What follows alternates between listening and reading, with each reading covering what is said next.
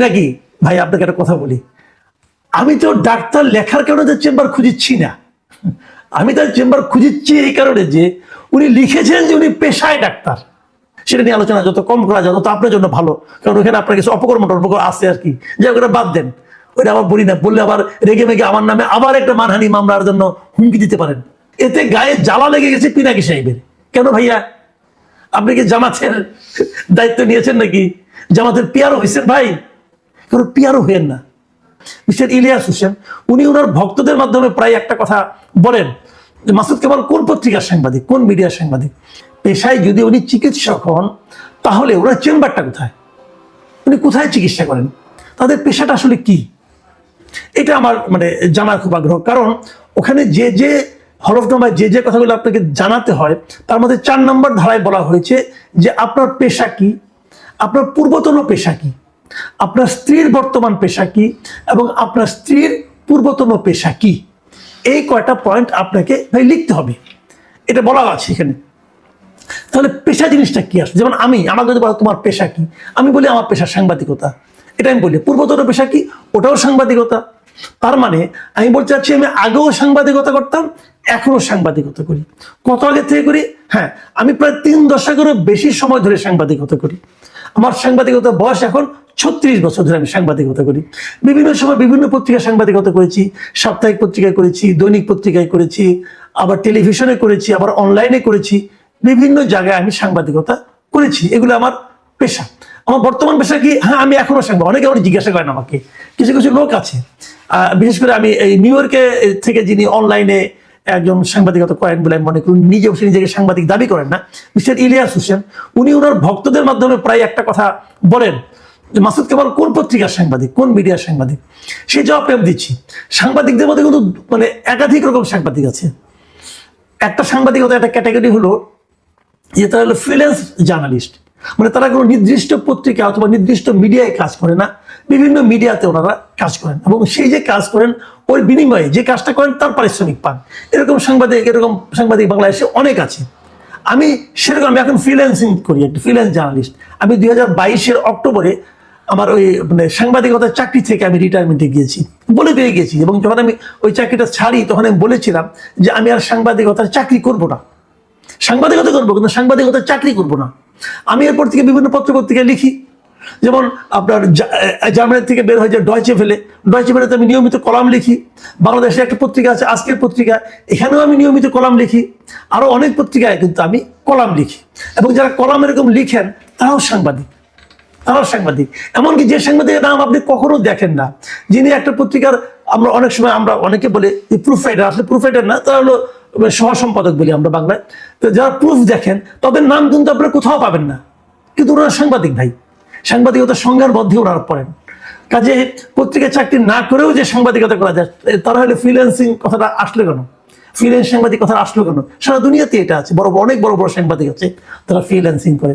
আমি ছোট সাংবাদিক, বাট ফ্রিল্যান্সিং করি। তার বাইরে আমি এখন তো মনে করেন আপনার মানে ট্রেডিশনের বাইরে এই সোশ্যাল মিডিয়ারও সাংবাদিকতা আছে। আমি সেখানে যে আমার যে ইউটিউব চ্যানেল আছে, আমি সেখানেও কিন্তু সাংবাদিকতার যে চরিত্রটা, যে পলিসিটা, যে নৈতিকতাটা, সেটা বজায় রাখার চেষ্টা করি। তো যাই হোক, আমি আমার মতো সাংবাদিকতা করি। তো এরকম অনেকগুলি পেশাই কিন্তু আছে, যে আপনি কোনটা দিয়ে আপনার জীবন নির্বাহ করেন ওটাই হলো আপনার পেশা। পেশাটা কি? পেশা কিন্তু ওইটাই, যে কাজের মাধ্যমে আপনি জীবন নির্বাহ করেন, আপনার পরিবার চালান, সেটাই হলো আপনার পেশা। তো আমার বক্তব্যটা ছিল যে যারা নাকি এরকম মনোনয়নপত্র দাখিল করেছেন ওনাদের আসলে পেশাটা কি। আমি এই কথা বস্তুটা আমার জেগেছে এই কারণে যে আমি অনেকগুলো মানে অনেক প্রার্থীর আমি হলফনামা দেখেছি। কারো পেশা চিকিৎসা, কারো পেশা ব্যবসা, কারো পেশা আইন ব্যবসা, কারো পেশা মাছের ব্যবসা, এরকম কারো ব্যবসা ইদানিং দেখতেছে একটা পরামর্শক, এরকম নানা ধরনের পেশা।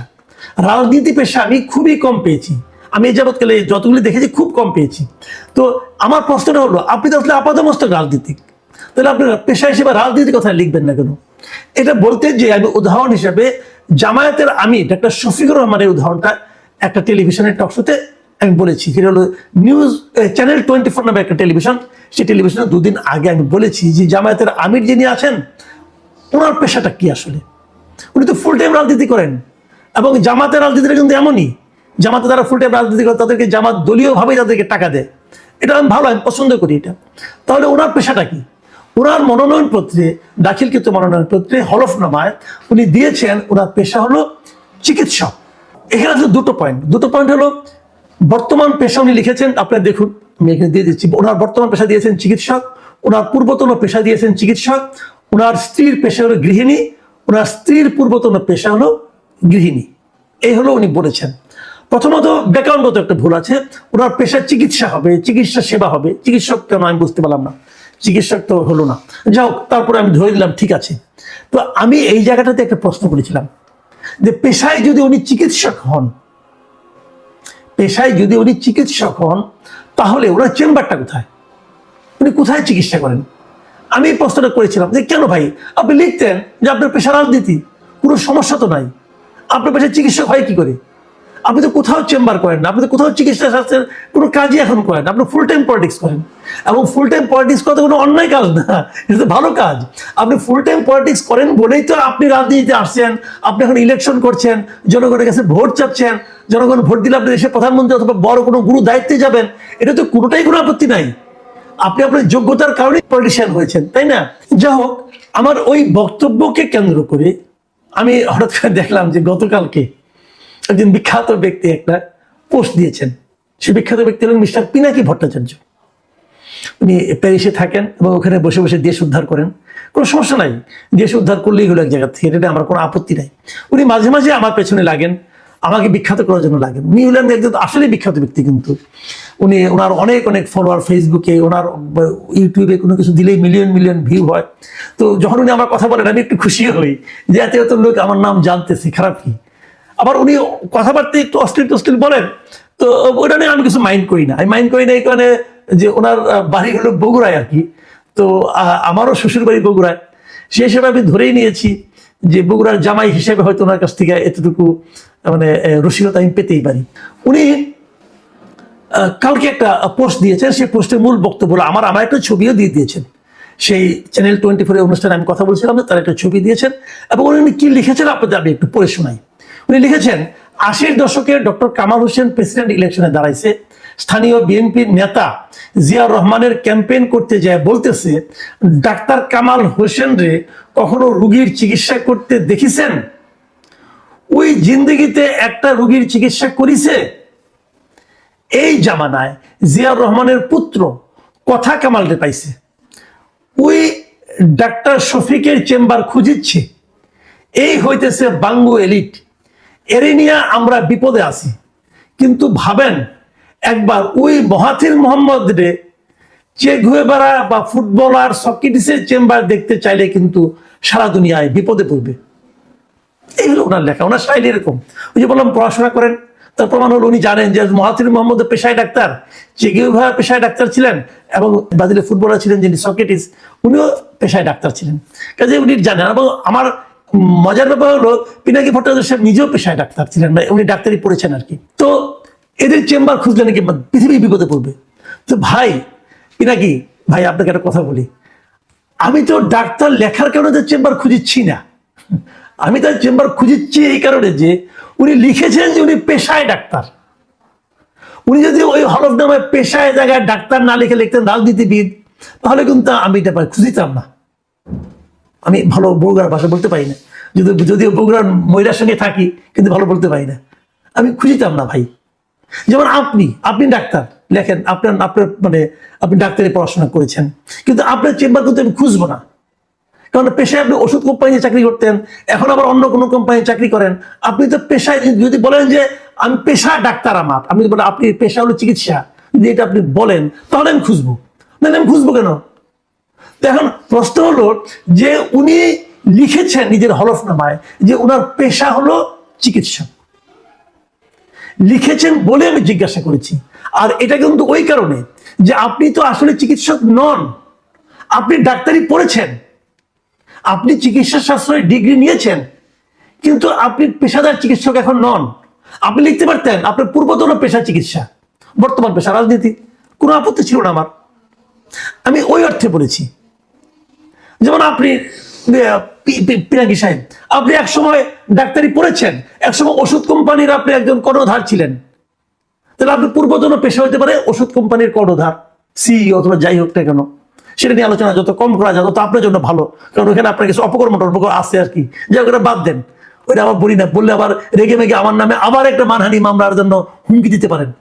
উনি কিন্তু আমার নামে একটা মানহানি মামলার উকিল নোটিশ পাঠিয়েছিলেন, ভেরি ইন্টারেস্টিং। যদিও ওটাকে আমি খুব একটা অনার করিনি, ফেলে দিয়েছিলাম, তো কি আর করা যাবে, উনি তো আবার মামলাটা করেন নাই কেন বুঝতে পারলাম না, করলে একটু খুশি হইতাম, শ্বশুরবাড়ির দিক থেকে একটা উপহার পাইতাম আর কি। যাই হোক, সে আলোচনা বাদ দিই। কাজে আমি ওই জন্য লিখেছি, কাজে আমার প্রশ্নটা মূলত ছিল যে রাজনীতিবিদরা যখন হলফনামা দিবেন, সুতরাং সেই হলফনামায় এমন এমন কথা লিখবেন না যাতে নাকি সাধারণ মানুষ বিভ্রান্ত হতে পারে। সেই জন্যই আমি কথাটা বলেছিলাম। যেমন আমি একটা উদাহরণ দিয়ে বলি আপনাকে, এই যে তারেক রহমান সাহেব যে হলফনামা দিয়েছেন, তারেক রহমান সাহেব যে আয় দেখিয়েছেন, ওটা নিয়ে আমার আপত্তি আছে, আমার সন্দেহ হয়েছে, আমার বিশ্বাস হয়নি, আমি বলেছি। কিন্তু উনি কি জানেন উনি ওনার পেশা কি লিখেছেন? উনি ওনার পেশা লিখেছেন রাজনীতি। উনি ওনার পূর্বতন পেশাও লিখেছেন রাজনীতি। উনি ওনার স্ত্রীর পেশা লিখেছেন চিকিৎসক, স্ত্রীর পূর্বতন পেশাও লিখেছেন চিকিৎসক। তার মানে ওনার স্ত্রী জীবনে চিকিৎসা পেশা ছাড়া অন্য কোনো কিছু করেনি। তারেক রহমান সাহেব জীবনে রাজনীতি ছাড়া অন্য কোনো পেশায় যুক্ত হননি। সোজা হিসাবে ভাই, সরল পথে থাকেন। শফিকুর রহমানের এটা ভুল হলো কেন? এটাকে শফিকুর রহমান নিজে হাতে ভুল করেছেন আমি কিন্তু তা মনে করি না। আমি জানি আমাদের এখানে ইনকাম ট্যাক্সের ফাইলগুলো কারা পূরণ করে, এটা কিন্তু আরেকজন ইনকাম ট্যাক্সের উকিল পূরণ করে দেয়, কিন্তু অনেক কিছু লেখে। এখানেও আমার ধারণা তার হয়ে অন্য কেউ করেছেন, যিনি এই কাজগুলি করেছেন, এমনকি ওনাদের আয় টাই নিয়ে যিনি অঙ্কগুলি বসিয়েছেন, তারা ভুল করেছেন, তারা অন্যায় করেছেন। আমি তাদেরকে সতর্ক হওয়ার জন্য বলেছি। এতে গায়ে জ্বালা লেগে গেছে পিনাকি সাহেবের। কেন ভাইয়া, আপনি কি জামাতের দায়িত্ব নিয়েছেন নাকি? জামাতের পিয়ারও হয়েছেন ভাই? কারো পিয়ারও হইয়েন না, কারো পিয়ারও হইয়েন না। পিয়ারও হওয়া বাদে কোনো স্বস্তি নেই। হয়তো অর্থ আছে কিন্তু স্বস্তি নেন। আপনি যেটা পারেন সেটাই করেন। পিয়ারোগিরি আপনার কাজটা, পিয়ারোগিরি করতে যে আপনি ধরা খাচ্ছেন বারবার। আপনি কিছুদিন সরকারের দালালি করছেন, এখন সরকারের উপরে খেপছেন, সরকার আপনাকে ঠিক মতো হয়তো মাল পানি আর দেয় না, চেপে গেছেন। আমি কিন্তু ভাই শুরু থেকে একই জায়গায় আছি। এই সরকার যেদিন দায়িত্ব নিছে সেই দিন থেকে আমি বলছি এই সরকার পারবে না। এটা আপনি আর দিন পরে বলতেছেন, কিন্তু আপনার তো আমার আগে বলা উচিত ছিল, কারণ আপনি তো আমার চেয়ে অনেক জ্ঞানী বলে আমি মনে করি। জ্ঞানী মানুষ বুঝতে এত সময় লাগে কেন ভাই? এত সময় কেন লাগে? তো আমি আপনার কাছ থেকে সমালোচনা আশা করি, আরো তীব্র সমালোচনা আমাদের করেন। গালাগালি আপনি এটা মেনে নিচ্ছে, আপনার কাছে আমার গালাগালি কোনো আপত্তি নাই, কারণ আপনি আমার শ্বশুর বাড়ির লোক, কোনো আপত্তি নাই গালাগালি, কারণ বাঙ্গু টাঙ্গু যা বলার বলেন। আমি মনে করি এটা আপনার মুখেই থাকবে, আমার কাছে আসবে না, কোনো সমস্যা নাই, তাতে আমি হ্যাপি। কিন্তু মূর্খের মতো কথা বলেন না। আমি কেন তাকে তার চেম্বার খুঁজতেছি, এটা হলো ওই কারণ যে উনি যখন লেখেন যে পেশায় উনি চিকিৎসক, তখন তো আমি জানতেই চাইবো আপনার চেম্বার কোথায়। আপনি যদি লিখতেন পেশায় আমি রাজনীতিবিদ, পূর্বতন পেশা চিকিৎসক, তাহলে আমার কোনো আপত্তি ছিল না। প্রিয় দর্শক, হয়তো আমার এই আজকে আলোচনাটা একটু ব্যক্তিগত হয়ে গেল, কিন্তু এটা দরকার ছিল ভাই। রাজনীতিবিদদের আমরা এই প্রশ্নটা করতে চাই। হলফনামা যখন দিবেন, হলফনামা কিন্তু এটা কিন্তু এক ধরনের অঙ্গীকার নামার মতো, আপনি হলফ করে বলছেন, সেখানে প্লিজ সঠিক তথ্যটা দেন, কারণ এই হলফনামার মাধ্যমে আমরা আপনাকে চিনতে চাই ভোট দেওয়ার আগ পর্যন্ত।